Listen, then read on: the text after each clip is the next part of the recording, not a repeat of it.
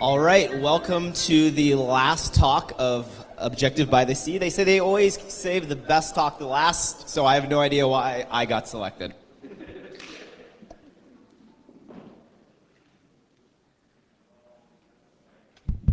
All right, kind of weird introducing my own talk, but you know. All right, so welcome to my talk called Protecting the Garden of Eden.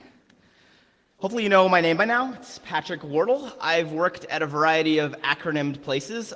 Currently, I am the Chief Research Officer at Digita Security, working alongside Josh and John. Briefly, at Digita, we are working to create cybersecurity tools for the Mac enterprise. So what are we going to be talking about today? We're going to start by talking about various malware specimens and vulnerabilities or bugs that have affected or still affect macOS today. Then after some musings, some thoughts, we are going to dive into part 2, where we're going to talk about protections, both those that are baked into Mojave, Apple's latest version of macOS, and then also some third-party tools and protection mechanisms. So let's start with a brief history of Mac malware as well as some recent Mac malware specimens. Now, first is a claim, a statement, which really should not be a surprise to this audience, and that is Macs are no more resistant to malware than their Windows counterparts. You may be wondering, okay, well, Patrick, if this statement is true, how come we are not inundated with Mac malware? And it turns out there's actually a very simple answer for that, and that is that Macs still only make up less than 10% of the PC, personal computing, market. So hackers, of course, are going to focus more predominantly on the Windows side of the house. We'll still see, though, that there is a lot of Mac malware. Okay, now a brief history of Mac malware, viruses, Trojans, etc., that have targeted the Apple's ecosystems. And first, this is one of my favorite quotes. The image is a little blurry because it's actually difficult to find, but this was on the front page of Apple's website. And what it states is that Macs, don't get PC viruses. A Mac is not susceptible to the thousands of viruses playing Windows-based computers, end quote. Now, from like a legalese point of view, this is probably technically correct, right? A Windows virus, kind of by definition, does not run on Macs. But this is an incredibly misleading, and I would argue almost manipulative statement. And actually, the first in-the-wild computer virus did not impact a Windows system. It actually infected an Apple II. And in recent years, as we can see based on the statistics on the slides, both the number of Mac vulnerabilities and malware continues to increase, and in some cases, skyrocket. Now, they say a picture is worth 1,000 words, so here's a nice graph from McAfee really illustrating this claim. Clearly, we can see that Mac malware, and yes, this does include adware as well, is continuing to grow, often at a rather exponential rate. So now let's look at some Mac malware specimens. We'll start with some from a few years ago that are very interesting or rather infamous, and then we'll talk about some from 2018.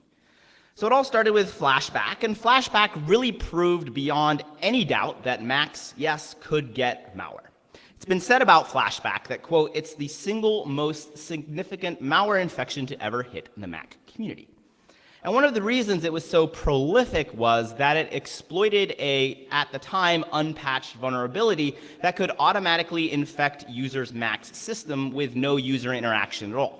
All a user would have to do would be visit a malicious website or perhaps a website that had been infected. And the vulnerability, which was a Java bug, would give the attacker code execution on the box. Now, the bug was known at the time, but Apple did not release a patch for 2 months, which gave hackers a really big window to infect hundreds of thousands of Macs. And we can see the total number they reached was 700,000, so almost a million Macs. And somewhat interestingly, about 250 of those actually were within Cupertino. Another intriguing piece of Mac malware is XSLCMD.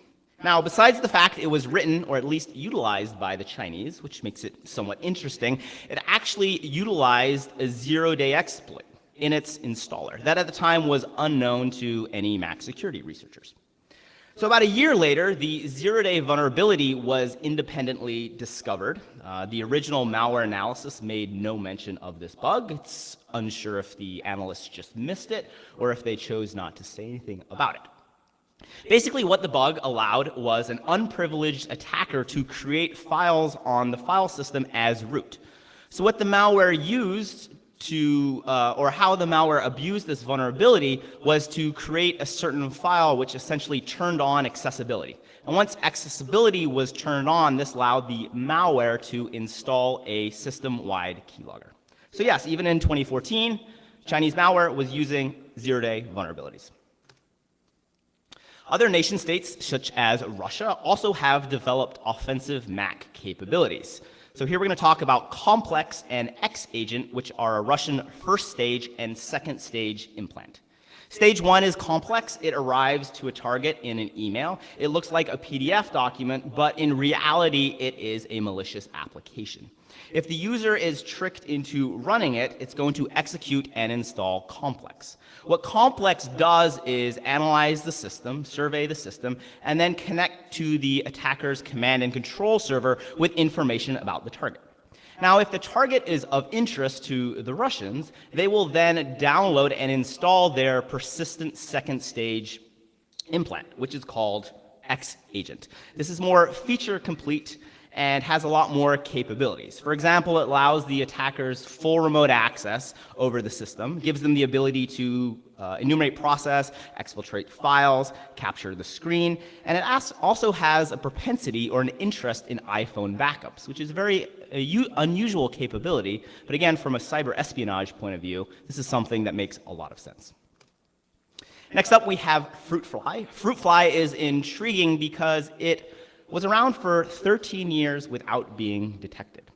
So I analyzed this malware along with Thomas Reed, who spoke earlier today. And during our analysis, we found that encoded or encrypted within the malware were some backup command and control servers that were not registered at the time. And the malware would first try to contact the primary command and control servers. If those were offline, it would default to the backup. So I wrote a custom command and control server that could fully task and interact with the malware. I then registered these backup command and control servers because they were available for registration, and since the primary command and control servers were offline, all the infected victims started connecting to me. And at that point, that was a little worrisome because I could see thousands of infected hosts connecting to me, and based on the information that the malware sends when it checks in, I could see that they were predominantly within the United States. So at this point, we contact law enforcement, basically saying, hey, look, there's this significant intrusion that's going on. And luckily, they did an incredible job arresting the alleged mastermind behind this. And it turned out that he had been doing this for over a decade, allegedly, to spy on everyday users, including children. Now let's talk about some Mac malware from 2018. So the first Mac malware specimen from 2018 was called Mommy. And what it does is it installs a malicious root certificate authority, or CA, and then changes the Mac's DNS servers. So what this allows is the malware to redirect all DNS requests, which allows it to do things like redirect search results, inject ads, etc., etc. Obviously, this is a way for the attackers to financially gain. Interestingly, Mommy had some kind of connections to a piece of Windows malware. Specifically, the thumbprint for the CA was exactly the same, and also the DNS servers were essentially the same. They were off by a few digits, but for all purposes, they were exactly the same as a Windows malware called DNS Unlocker. So what we can surmise from this is it's likely that the attackers had this financially beneficial Windows malware and decided to rewrite and port it to macOS so that they could target more victims. Speaking of cross-platform malware, next up we have Crossrat. Crossrat was discovered by the EFF, and it was designed as a cyber espionage surveillance tool that was used by governments to spy on targets. I analyzed the macOS code, and as the analysis showed, it supported a wide range of capabilities that, again, you would expect in a cyber espionage implant. For example, the ability to run arbitrary commands interactively, capture the screen, exfiltrate files, etc., etc. Now, good news is, for most Mac users, this malware was not going to be a threat or a problem because it was written in Java, and most recent versions of Mac OS do not have Java installed by default. Another popular or interesting piece of malware from 2018 is WinShift. And the most interesting thing about WinShift, other than its targets, which were also interesting, the targets were individuals that would be of interest to Middle Eastern governments. So again, we can surmise maybe the attribution of this malware. But its most interesting thing from a technical point of view was its infection vector. And specifically, it abused custom URL handlers. Now, John and Josh talked about this in their presentation yesterday about how to detect such URL handlers. But let's briefly look at how the malware abused this to infect users' systems. So a user would visit a malicious site, perhaps by clicking on a link in a phishing email. And once the user got to the site, the website would automatically download a zip file. So this is something that you can do in Safari. Again, no user interaction required at this point. Safari, as Josh mentioned, would automatically unzip the archive because, again, Safari by default treats some files as safe. So now the zip file has been decompressed. Within the zip file was an application. Because the application broadcasted that it handled custom URL schemes, the operating system, Mac OS, would automatically register those application URL handlers. So again, no user interaction up until this point. Now code on the malicious website knows that the operating system, or assumes that the operating system, has registered these custom URL handlers, so it goes and makes a URL request to that custom scheme. Now this will generate a pop-up, but as we can see on the slide, this is very attacker controlled. For example, you can specify the name of what you want to show. So you can say, do you want to allow this web page to open apple.com? And a lot of users will fall for that. So if the users click on this, this will launch the application to handle the custom URL scheme. And of course, the application is the malware, which will now be running. Kind of neat. Other nation states that are developing offensive Mac capabilities are the North Koreans. Apple Juice was discovered by Kaspersky in 2018, and it's a North Korean malware that targets cryptocurrency exchanges.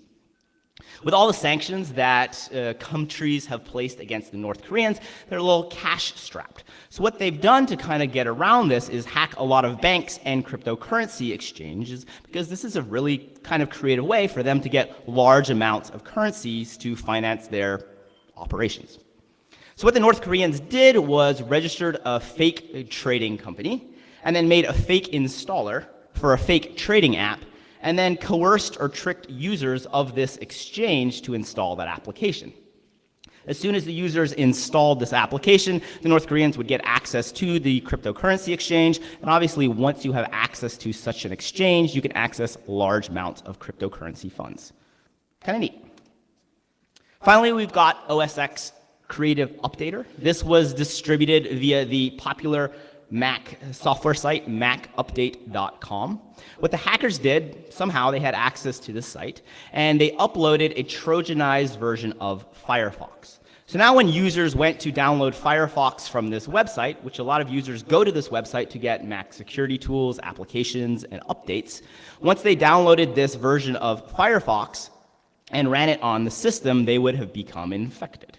Now, the malware didn't install anything particularly insidious, but it did install a crypto miner to use the user's CPU, Mac, to mine for cryptocurrency.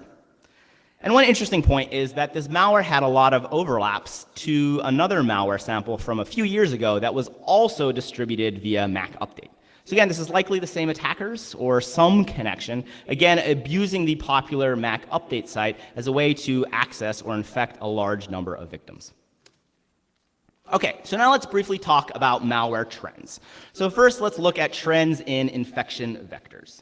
Most still today, which is good from a security point of view, still require user interaction. That is, the user is going to have to be tricked into clicking through some prompts, which, as we know, a lot of users still will. But again, that's a reasonable high bar that does prevent some level of infection. However, we are seeing more of these supply chain type infections where hackers are going after third-party developer or application sites, hacking those sites and then uploading Trojanized versions of applications or infecting the applications that are legitimately distributed through those sites. And then any user who comes to those sites unwittingly will infect themselves if they download those software. So this is something that's very problematic and really that most users can't avoid, or really it's not their fault at all. And in some cases, for example with fruit fly, we have pure remote malware infection. So again, this is definitely more worrisome because users are then being infected with no interaction. Now, in terms of the goals or the objectives of Mac malware, the most common goal is to make money, which should not be that surprising. So adware is predominantly what we see. You know, if you get a call from your friend or your parents that, hey, my Mac is infected, I would say 95, 6, 7% of the time, it's going to be because of some adware. And most of this adware is not really interested in stealing people's identities. It's just showing annoying ads and generating sort of maybe redirecting search results, et cetera, et cetera. Crypto miners, we're seeing kind of an uptick in that. A few years ago, there really weren't a lot of crypto miners. But now a lot of malware, its ultimate payload or goal is to install a crypto miner on an end user's system. And although APT nation-state backdoors pop up from time to time, generally, those are only going to be impacting a very small percentage of users. It's doubtful that any of us here in this room are being targeted by nation states. If you are, I apologize, because they're probably going to get to you. But from a security point of view, these are, I would say, most interesting because they often have the most interesting infection techniques and are the most sophisticated. And even though we don't see a lot of these, we should really not assume that that's just because they're not out there. That is to say, I'm confident that every nation state that has an offensive cyber security program or an offensive hacking program is developing and likely has Mac capabilities. Okay, so now let's talk about some recent macOS bugs, some vulnerabilities, and we're really going to focus on the ones that really leave us scratching our heads and kind of wondering how these ever made it into production code and through QA. So first, another important claim, another important reality is that actually Mac computers are easier to hack than modern Windows. Now, this claim might be somewhat provocative, but it's really the truth. And we can back this up with numbers and statistics. So first, we can see that if we look at CVE counts, we can see that Mac consistently beats out Windows in a not so good way of having more reported vulnerabilities than Windows. And again, this is a lot of times what exploits and Mac use.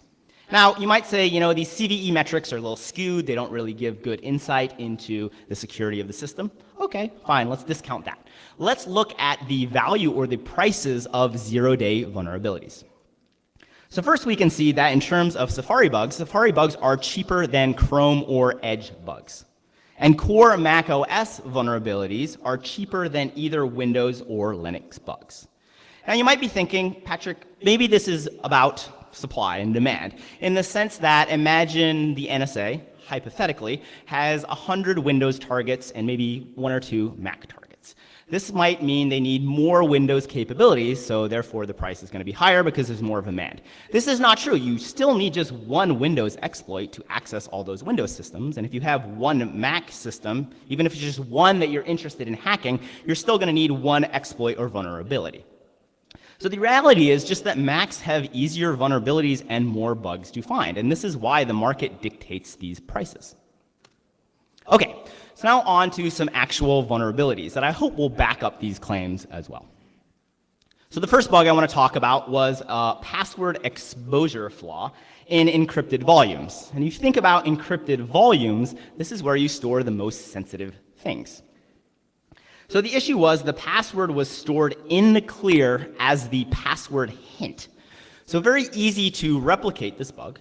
You create an encrypted volume, you set a password hint, obviously not the password, and then later, once you unmounted this drive and mount it to access its contents, it will prompt you for the password. If you click show hint, it would show you the actual password. Mind-blowing. So I wrote a blog about this, which I tracked down the core issue of this, And in the slide, we can see exactly what's going on.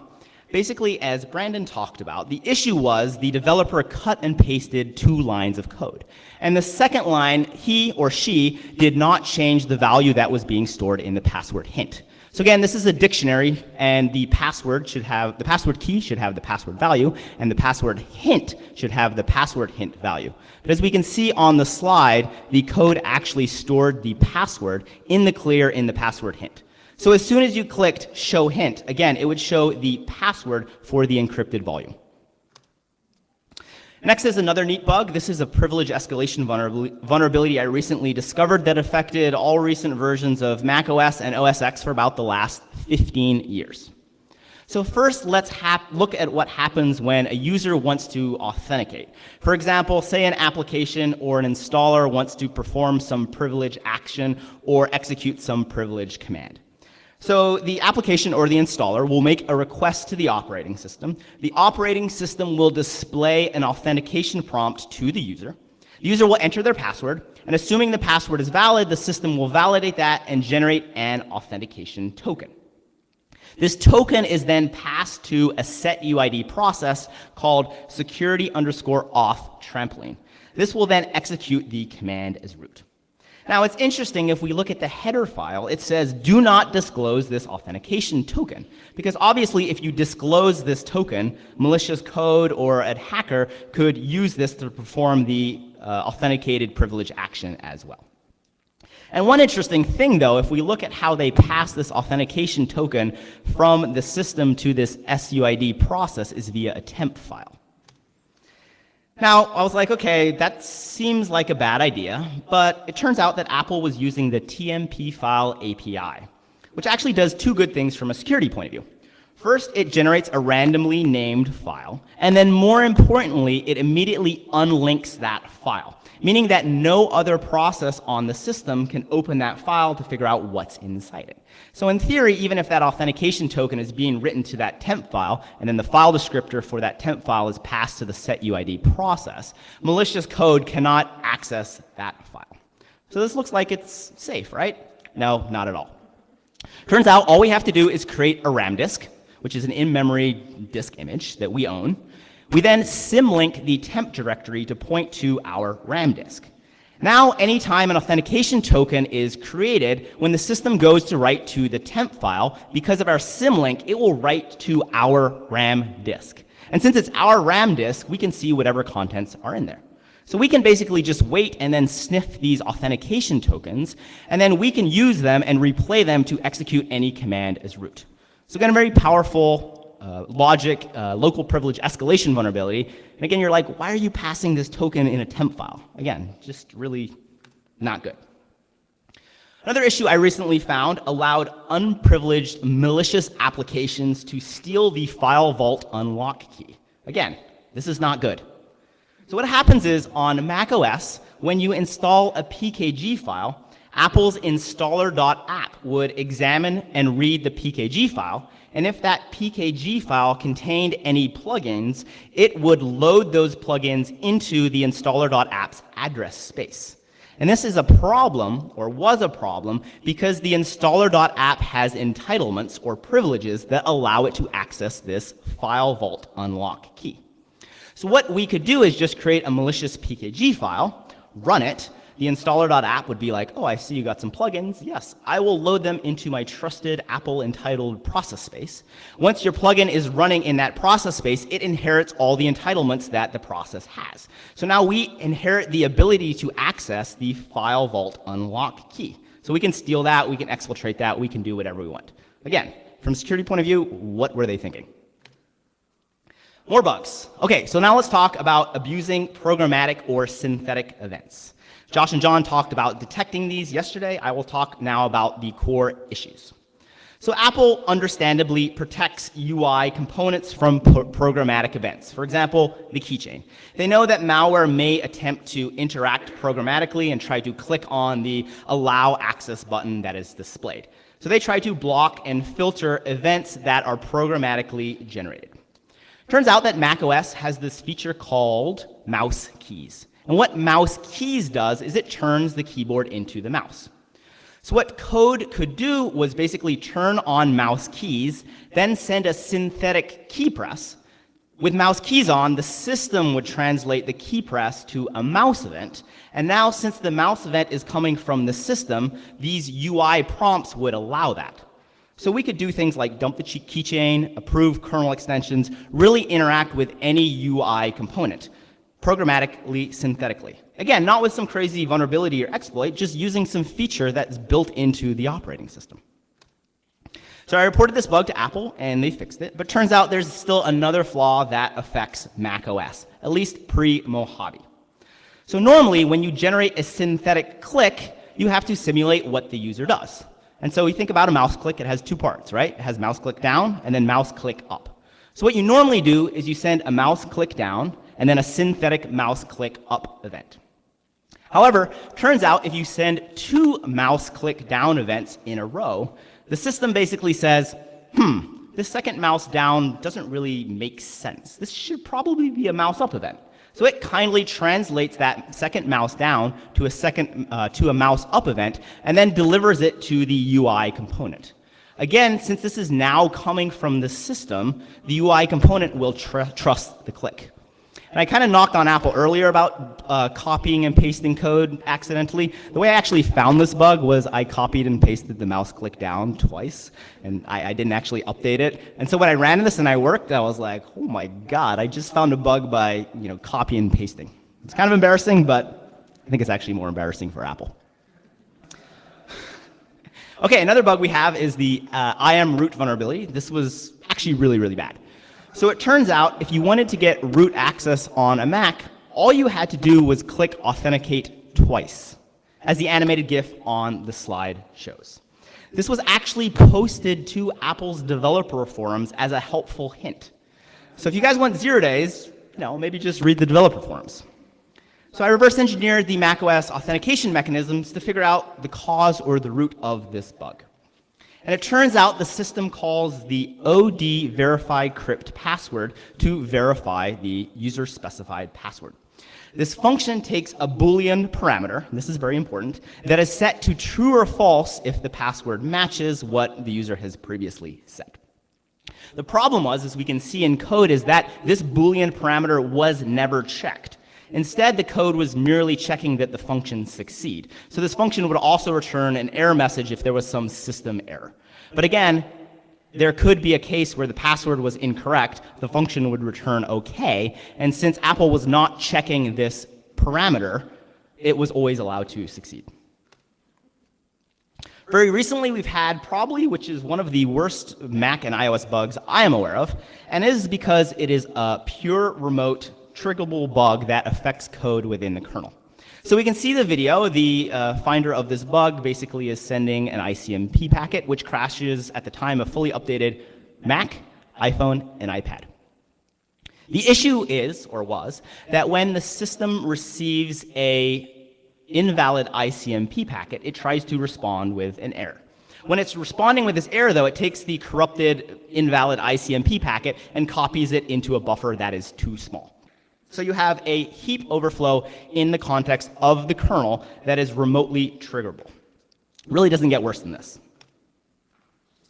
Okay, so now let's talk about Apple's patching issues. Because, to be fair to Apple, everyone who writes software is going to have bugs in their code. I write software, my software has bugs. So it's understandable that your bugs have code. Maybe not as bad as the ones we just talked about, but still, let's give them the benefit of the doubt. Now, if you're going to screw up a patch, though, that's really inexcusable. And unfortunately, Apple seems to have a history of bungling these patches. Now, yes, this is embarrassing to Apple, but this also introduces a security risk, because hackers can simply reverse engineer patches and see if Apple has correctly fixed the flaw. And a lot of times, these flaws weren't previously known. So when you reverse engineer the patch, you say, oh, wow, that was a really neat vulnerability that Apple found or was privately reported. And if the patch does not correctly fix that issue, you've now just given away a really powerful 0-day capability, which hackers can and do then target Mac users. A little secret, I actually have a ton of CVEs. This is how I collect my CVEs from Apple. I just reverse engineer their patches. They continually mess up how they fix those. So then we report a vulnerability to Apple basically saying, hey, your patch is incomplete, or I found another code patch path which allows me to exploit this vulnerability in another manner, they will have to fix that as a CVE. So again, good to collect CVEs, but again, from a security professional, this really bothers me because it's really putting Mac users at risk. Another security issue lies in the fact that Apple does not validate apps in the Mac App Store, even though they claim that this is the safest way to get software. So recently we had a scenario where a top grossing application, it was number 4 in the Mac App Store, number 1 for utilities, meaning it was featured on apple.com, had a very dirty secret. When you ran this application, which again was from the official Mac App Store, meaning it had been validated and secured by Apple, it would take your browsing history and exfiltrate it to a Chinese developer. Now, I don't know about you, and no offense to the Chinese, but I don't want them having access to my browsing history. And the worst part about this, at least again to me as a security professional, we reported this vulnerability to Apple and they did nothing. Until we went to the media about a month later and Apple started getting all this bad press. So within that month, Apple didn't pull the app, they didn't respond to our critiques, but they did keep getting a 30% cut from every sale. So now I want to kind of switch gears and talk about some thoughts, some musings, because, at this point, I hope you are thinking, like, what's going on? Why are all there these bugs, these issues, there's malware, and Apple's still claiming that these Macs are essentially unhackable. So first, let's see what the world's top Mac security researchers have to say. And I'm not going to read these because there's some swear words, and some of them are pretty controversial. But they're very interesting. At least they're very interesting to me. And even if we assume that these security researchers are completely incorrect in these claims, which they are not, Apple still has an issue if all the world's top third-party Mac security researchers have these views of Apple. So clearly something is going on. Now, to me at least, one of life's secrets to understanding a situation is really to understand or uncover the motivations behind why a company, why a person, why a software, why are they doing what they do. And for Apple, this is a little tough to do at first, because they tell us things like, we deeply care about our users, and privacy and security is paramount. And I actually believe that they believe this as well. But if we take a closer look at their actions, they oftentimes don't back up these claims, which is confusing. But actually, in reality, it's really not. You have to understand that Apple is a publicly traded company, and in the US, by law, companies have to do what's best for their shareholders, not their users. This is not some conspiracy, this is fact. And again, there's recent case law that backs this up. So when privacy and security means there's more sales, Apple will gladly follow that route. But when China says, hey, no more VPN applications in the Mac store or all Mac sales are coming to an end, who do you think Apple chooses? Users or their shareholders? Their shareholders. Again, this is by law. They have to do this. If they do not do this, their shareholders will sue them and likely will win. Now again, I don't really have a problem with companies trying to make the most money for their shareholders, but when they're telling us that this is not the case, but their actions speak otherwise, personally, I think that's misleading. So now let's kind of look at what another company does, because although I don't have any Microsoft products, I love my Apple products to death. It's really interesting to see how they approach security. And interestingly, if you care about security more than anything else, you should probably be using a Windows device. And maybe this is why Jonathan had a Windows device when he was giving his presentation. So Microsoft has embraced the fact that any software is going to have vulnerabilities. This is actually a very emotionally mature stance to take. So once they've accepted this fact, they take a lot of actions that have really positive things for their end users. For example, they host their own security conference where they invite hackers who have hacked their products to give talks, and then they listen and learn.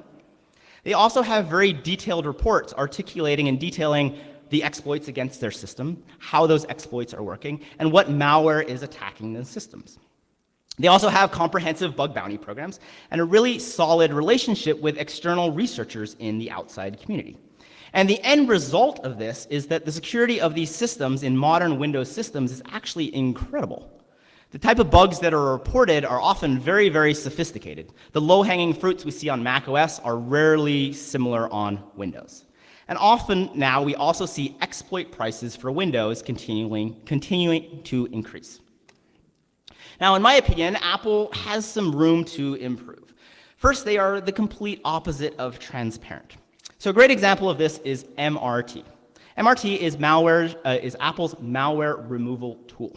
And this is built into every version of macOS. This is not something that Apple even talks about, because talking about it would be admitting that Macs get malware, which from a sales point of view is not something they want to readily admit. Security researchers, though, we know that there's this product.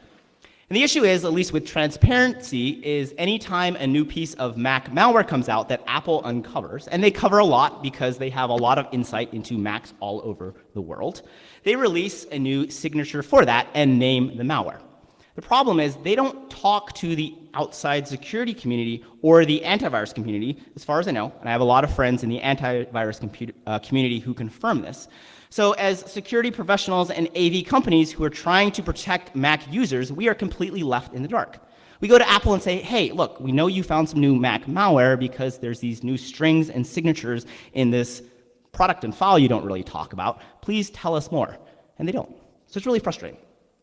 They also never talk to the media. Their patches, as we saw, often have issues, which, in my opinion, puts Mac users at risk. They don't have a Mac OS bug bounty program. And even in the recent versions of their operating system, we keep finding these bugs that are just like mind-numbingly simple. In my opinion, I think it's just because they spend more money on marketing than on security. And the end result is that Mac computers are far easier to hack than recent versions of Windows. There is a huge silver lining, which is I have great job security. And why is this all a problem? Who cares if Apple is telling people that Macs are more secure when this is not the case? And I love this quote because it really succinctly articulates the problem and basically shows that many people, and you talk to non-security professionals, even users in your organizations, will fervently believe that their Macs are incredibly secure. And this is really detrimental because it gives a sense of complacency, which makes them actually more vulnerable to threats and trends. And a perfect example of this is fruit fly. So as I mentioned, for over 12 years, fruit fly was infecting Mac computers around the US and spying on victims, mostly children, through the webcam. Again, largely because Mac users were naive. And I think Apple has some responsibility in this as well. And so here's kind of an interesting story, which to me really illustrated with striking clarity Apple's kind of approach to security. So I gave a talk at DEF CON about fruit fly from a technical point of view. And at that time, there was an ongoing investigation with the FBI that Apple and myself were involved with. So it's paramount for me not to compromise that investigation and also not to reveal any information about the victims for privacy concerns, largely because most of them were children. So after my talk, I kind of got some negative communications from an individual at Apple, basically saying, giving me grief about my talk. And my first reaction was to assume that this was because I had said something that would compromise the investigation or perhaps undermine the privacy of the victims. However, this did not turn out to be the case. As we can see on the capture of the text messages, they basically said, we don't give a shit about the investigation. We only care about the bad press because we do not think that this is a case that has any interest. And that to me really bothered me. I was like, here you have an individual that for over a decade was spying on children, and you don't think this is something that we should be talking about? Obviously, there's other people out there that are equally creepy that are doing these horrible, insidious things, and we need to have a mature discussion about this so that parents and children can be aware of these risks and then adequately mitigate this. So this was really, really impacted me from a negative point of view that, again, this individual who may not speak for Apple proper really said, no, the only reason we care about this is because we are getting bad press. Okay, so now let's get back to some technical stuff. Let's talk about some protections, starting with Mojaves, because clearly we need some built-in protections to make sure that our Macs are not hacked all day. So in Mojave, Apple has actually done a lot of things, and they're really moving the bar in the right direction. So first and foremost, they have really kind of tried to step up improving privacy protections. And we've shown there's still some issues, but again, they're moving in the right direction. So now, for example, applications or binaries who want to access the camera or mic will generate an alert. This is actually a really good idea because there is a ton of Mac malware that attempts to spy on its users via the webcam or the microphone. So if we look at how this is implemented, we can see that when a binary or an application wants to gain access to the mic or the webcam, the operating system will block this request and then check if the application is either entitled or has an entry in the privacy database that allows it. Obviously, if it's a new application or a new binary, it's not going to have entitlements because these entitlements are Apple specific. And also, it's not going to be in the privacy database because it has never been run before. So this is really good. There's going to be a block, a pop-up, and again, the system will block it until the user clicks allow. In Mojave, Apple has also introduced code to block synthetic events, which again is a really good idea. Now, this does have some impacts to usability, but from a security point of view, this is a plus. So as we can see on the slide, if we now execute code to generate a synthetic mouse click, while this would have worked without being blocked on previous versions of macOS, on Mojave, this will generate an alert and will be blocked until the user basically confirms the application. Similarly, if we try to generate a synthetic key press, this will similarly be blocked. In Mojave, Apple has also introduced the notion of Apple event sandboxing. Security researcher named Felix really dove into this and describes how it all works. So I would check out his blog if this is of interest into you. Basically, though, as Felix notes, applications now also have to have approval before they can send Apple events to other processes. And this is a good idea, again, from a security point of view, because in the past, applications could basically send events to other processes, telling them to perform actions on their behalf. Again, though, these things always do impact usability. So I read a tool called BlockBlock, and we'll talk about this briefly more, that monitors for persistence. And when it detects a malicious persistence attempt, it will block and delete that persistent item. And for login items, it does this by sending an Apple event. On Mojave, because of Apple's new security protections, this security tool is now broken. So this is understandably, from Apple's point of view, kind of difficult because sometimes their security improvements break security tools.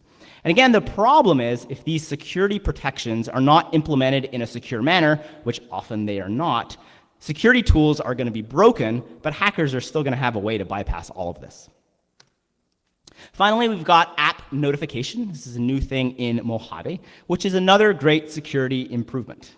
So one issue that macOS faces is that most Mac malware is signed. And a lot of Apple's defenses basically allow signed code. For example, Gatekeeper. If you have an application that is signed with the developer ID, in its default settings, Gatekeeper will not block that from running. So this is why, obviously, malware authors steal or fraudulently obtain signing certificates. However, with app notification, which is opt-in for now, but in the future will be required, what Apple does is both scan or examine the signing cert and the application. So in theory, they can basically say, okay, yes, this is validly signed, but this is actually malware and block it. So again, it gives more insight into what the malware may be doing and shuts down a big attack vector that's currently used.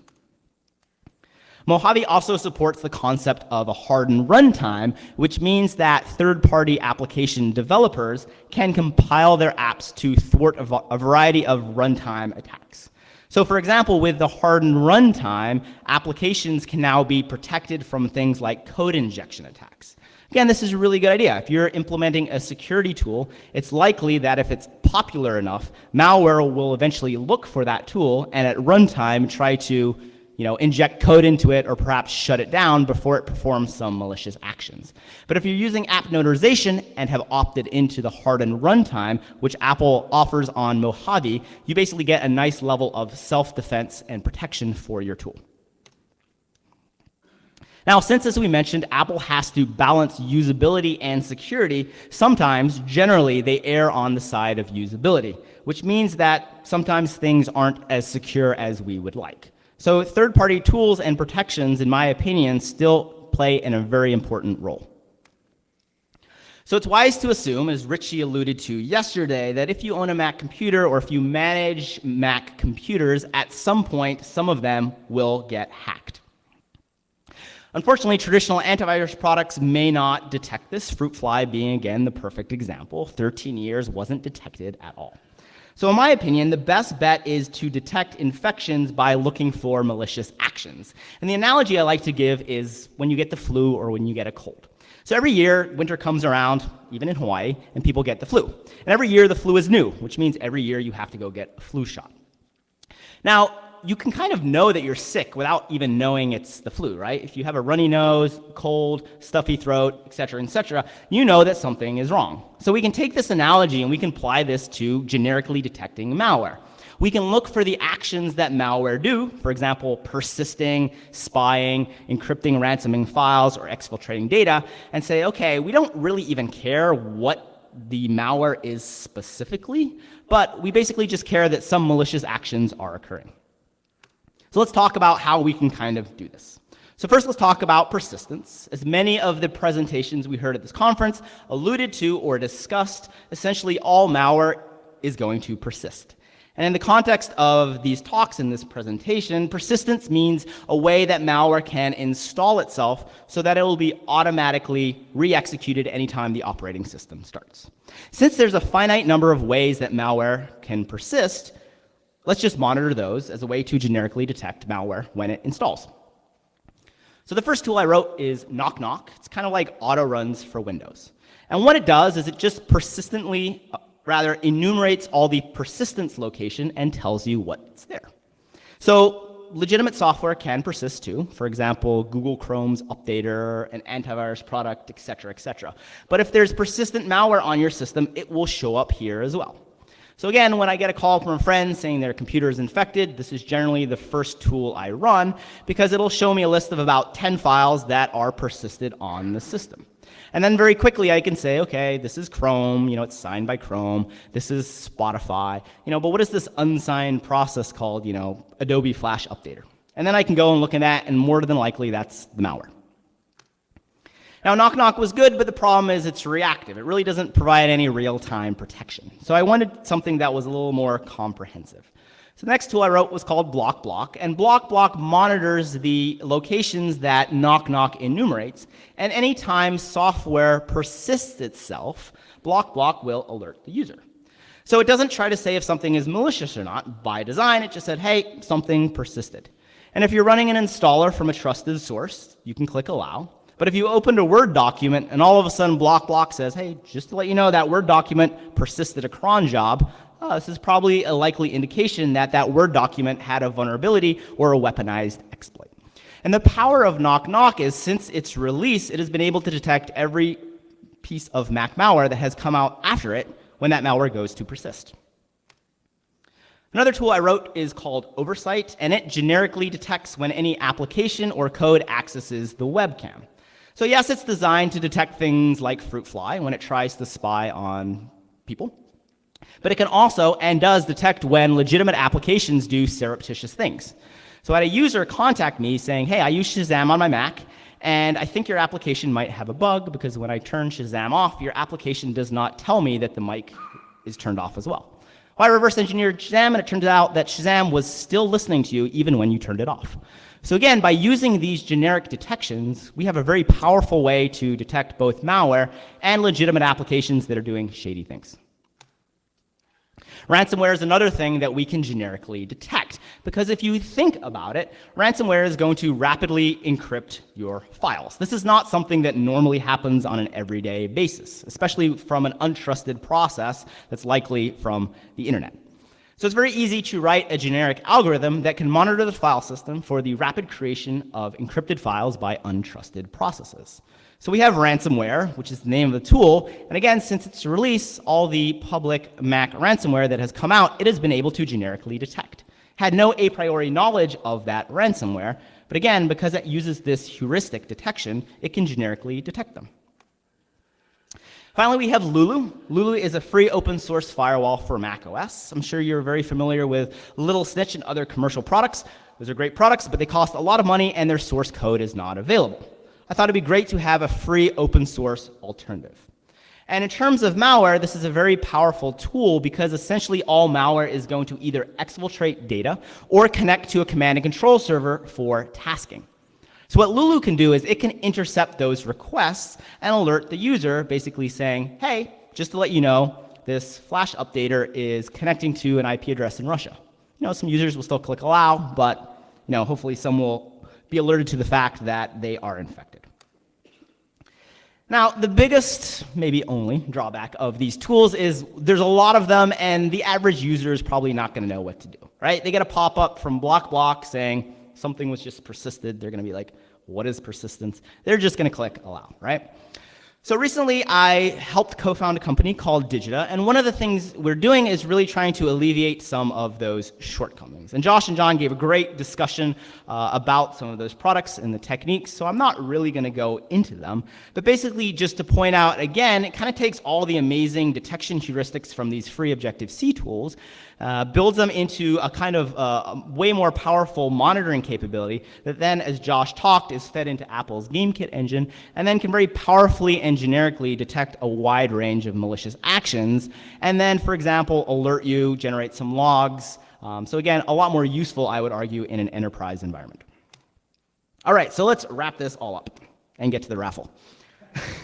So the first part of this talk, we showed that Mac malware is unfortunately on the rise. This is a reality. Users are still going to click on stuff. Hackers are very financially motivated, so unfortunately, Mac malware is not going away anytime soon. We also showed that unfortunately, Mac OS is riddled with rather ridiculous security vulnerabilities. Second part of the talk, we showed that Mojave is an incredible step in the right direction. Apple has really implemented some progressive security and privacy improvements, so I do like to pick on Apple a lot, but I also want to acknowledge and give them kudos for this. However, I think the reality is these Mojave systems are still going to get infected. We would be really naive to think that this was not the case, right? We showed some vulnerabilities that still exist in Mojave, and it's likely that there's going to be more. I think until something really changes at Apple, their patches are still going to be questionable. The software they released is still going to have bugs. So hackers are going to find a way in. And again, Mac users are unfortunately very, very naive, largely because of the propaganda that Apple continues to push. So this, unfortunately, means they are going to click on email attachments. They are going to click on phishing links, right? They are not as educated as their Windows counterparts. So again, I really think that third-party security tools still play an important role.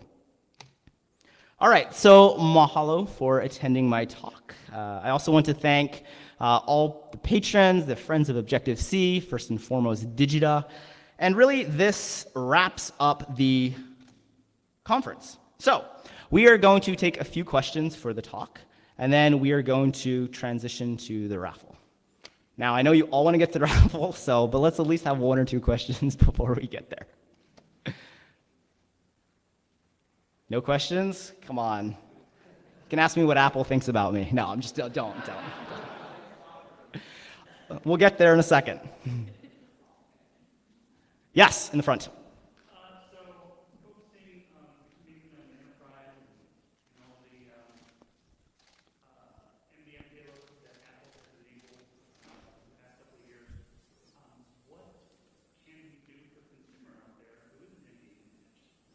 That's a great question. The question was basically Apple using MDM, especially in enterprise. What can kind of the user do, the average consumer? I'm going to caveat, I know nothing about MDM. This is why I work with other professionals who understand these things. What I think the third-party user can still do, luckily Apple has not limited too much yet what security tools can do. So they are looking to do things like not allow kernel extensions, but the hope is that they provide other interfaces that third-party security tools can still utilize to provide extra protection above and beyond what is baked into the operating system. So I'm hopeful that Apple doesn't go the route of iOS where they lock everything down. And yes, you have a really secure device, but if someone hacked your iPhone, how would you know? You wouldn't, because it's essentially this black box. So for the average user, the iPhone is incredible. But again, nation states do, we all know, have completely remote capabilities that allow them to infect arbitrary targets, even on the latest version of iOS. And again, the problem is because Apple has locked down these devices so much, you can't run a process list. You can't see what's connecting out. So once these nation states have access to one of these iPhones, they are stoked because you are never finding out that there's an infection on there. So I really hope they don't go on that same route with Mac OS because it would really limit, unfortunately, what people can do. I love Brandon's demo with the SIP because he basically showed as soon as you have one vulnerability, now you can install something that even an antivirus, an admin, anybody cannot delete that file. So again, these security mitigations that Apple introduces, a lot of times sophisticated attackers can and do use that to their benefit. Yes, Mike. Yeah, so the part where Digital is doing the game plan? Yes. Yeah, so I saw the diagram there where it showed the monitor kit incorporated all these components of free tools, Objective-C, without support and all that kind of stuff. Going forward, additional tools, we still going to see stuff come over Objective-C. I'm guessing game plan is probably going to be monetized. Yes, that's an excellent question. So the question is, Digita is amazing, but Objective-C is too. So, is it essentially going to neuter Objective-C's tools? And the great thing is, when I started Digita with Josh and Don, I sat down and said, first and foremost, I want to not deviate from what Objective-C is doing. And the cool thing is they're incredibly supportive. So not only are new tools coming out, but they're all going to be open source. Monitor Kit is open source as well, which is great. So really the approach we're taking is that Objective-C tools don't really work that well in the enterprise anyways, by design. So this is kind of like an enterprise version that has like cloud-based stuff, enterprise deployment, centralized logging, and a bunch of other stuff. But the Objective-C tools will always be free, always be open source, and again, for the average user, would be free. And again, you can still use the Objective-C tools in the enterprise, but I would recommend using the Digita stuff because it's been designed from the ground up for that. So very great question. That's one of the reasons I'm not working at Apple because, again, I don't want to give up creating these free tools that I passionately believe help Mac users stay secure. Yes, in the back. Do you have plans for new tools that you'd like to kind of spoil or? That's a great question. Sure, why not? So one thing I've been thinking about writing is kind of a generic crypto miner detector because we're seeing, what I kind of like to do is look at where malware trends are going. We saw a big tick in ransomware a year and a half ago, and I was like, is this something we should generically be able to detect? So crypto miner is kind of a big one. Key logging detection is kind of cool. We've actually been working on that in Digita.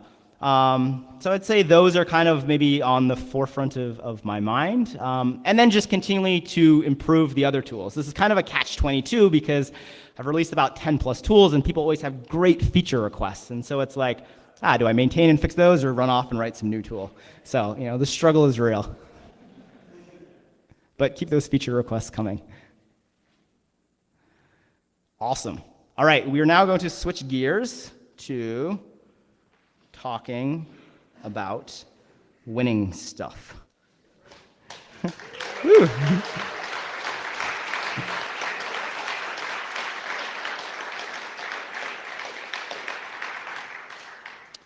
Thank you, thank you, thank you. That's clapping for the prizes, right? Okay, so I'm going to put on my presenter hat, be very professional here, not rag on Apple anymore. Apologies, Apple. So, first and foremost, thank you all for attending Objective by the Sea, version 1.0. Super stoked you all showed up, and I don't know about you guys and girls, but I had a really incredible time. Again, I really would like to extend thanks to our sponsors. First and foremost, Digita Security's really partnered with us to bring this conference to a reality. Incredibly supportive of my open source efforts with Objective-C, which I'm incredibly thankful for. Also, the other sponsors, again, Sophos, Malwarebytes, SmugMug and Flickr, the Secure Mac, and the Guardian Mobile Firework. Again, this conference was free to attend for people in Hawaii, which I thought was really important to kind of encourage. Woo! There's more than one. And then for any Patreon provider. So again, without these sponsors, this conference really would not be a reality. So again, really thankful to them. They're doing all sorts of incredible research. So if you're interested in Mac stuff, check them out as well. Also, on a more personal note, I really would like to thank all the Patreons. The majority of you here support me via Patreon each month, which, again, is just a humbling, mind-blowing experience. It really allows me to develop these free open source tools that have no ads, that aren't trying to monetize users, that aren't, feature incomplete. And it's funny because one of my favorite antivirus company has this quote, and it says, "If the product is free, you are the product." And I think the tools that Objective-C creates really go against this, where there really is no ulterior motive except to make these free open source tools. But again, this is only possible because of the support of my Patreon. So again, I am incredibly indebted to you, and more importantly, Mac users around the world are benefiting from your support. I also would like to reach out and thank Andy, our conference organizer.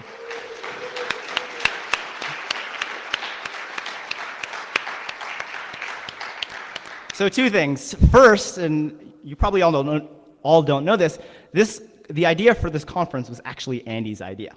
So about 6 months ago, she said, "Patrick, you're a little stubborn and sometimes a little slow. Why don't you have a Mac security conference in Maui?" And in retrospect, that was like a genius idea, right? So I'm forever indebted to her for that. And then more importantly, I was like, yeah, okay, this is a phenomenal idea. People are going to want to come to Maui. We can nerd out about Mac security stuff. We can all hang out. We can have a party. I have no idea how to organize a conference, right? I hack on things and, annoy Apple. So she really ran with that and really helped organize the conference, took care of all the details. So again, let's just give her another round of applause.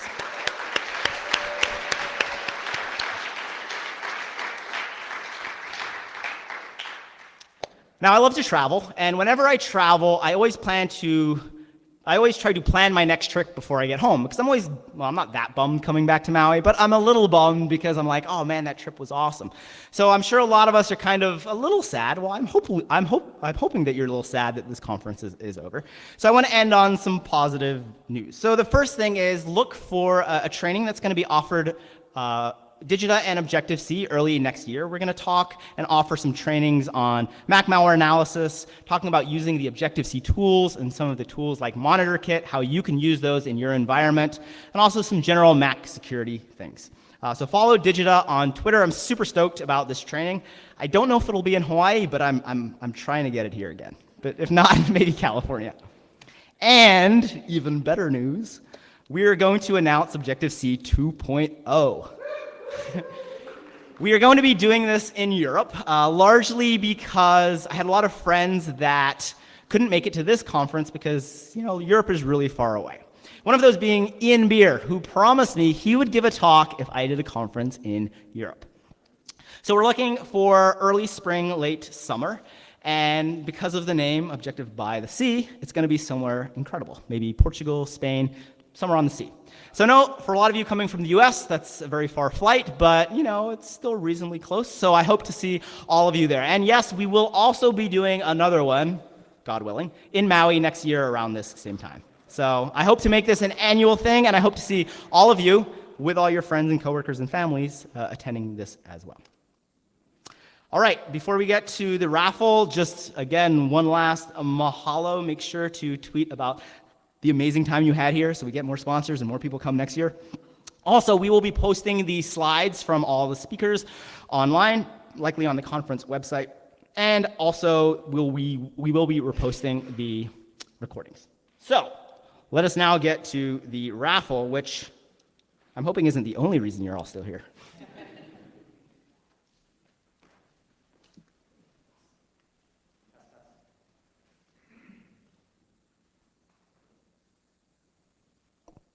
Awesome.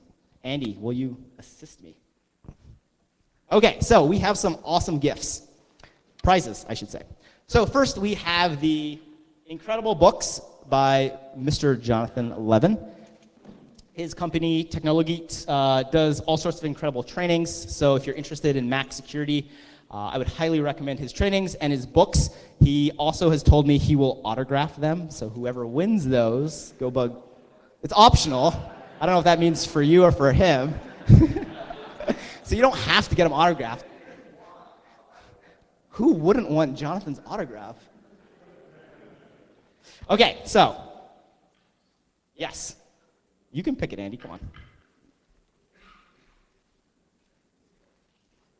All right, so the number is 6975717. Going once. 6975717. Does this mean I win them? All right. This is good. This means all your chances of winning increase.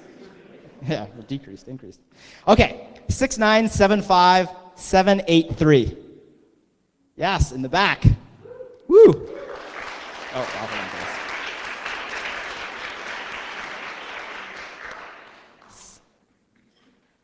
Again, thanks for Jonathan. He actually donated these books. He was offended when I offered to pay for them, which I think is, oh, yeah, good. I'm very appreciative. Could totally have just gotten socially engineered. Incredible books. I have about 5 books on my bookshelf, and 2 of them are Jonathan's. And when version 2 comes out, that will be 6 books on my desktop. So again, incredible books. Next, we have the Apple AirPods. And Malwarebytes, the sponsors responsible for these, so thank you to them. We have 6975723. Yes.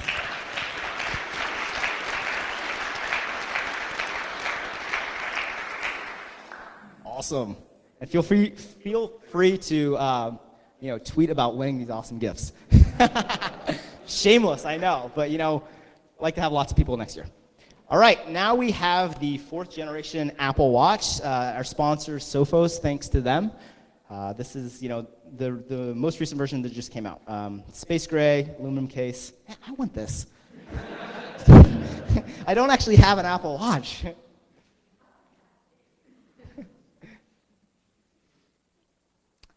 Six nine seven five 717. Wow, all right. Promise this isn't rigged. Okay. Wow, that person would have done really well. Whoever that is, sucks to be them. 6975756. 6975756. Wow. Sucks to be that person. 6975763.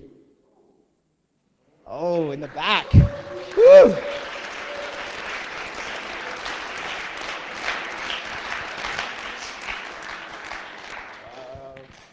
Congrats. I see your ticket?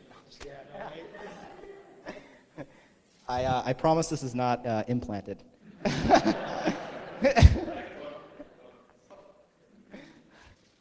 Okay, well, like, yeah. Awesome. All right, finally, we have the Nintendo Switch. And this is thanks to Digita, our conference partner. I don't have a Switch either, man.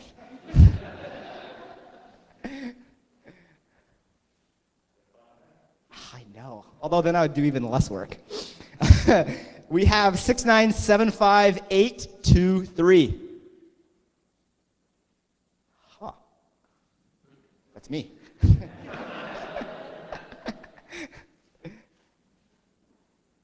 All right. Feel good about this one. 6975774. Oh, yeah. Woo.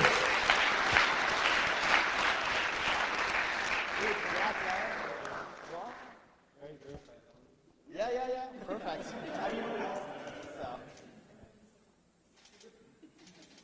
Awesome.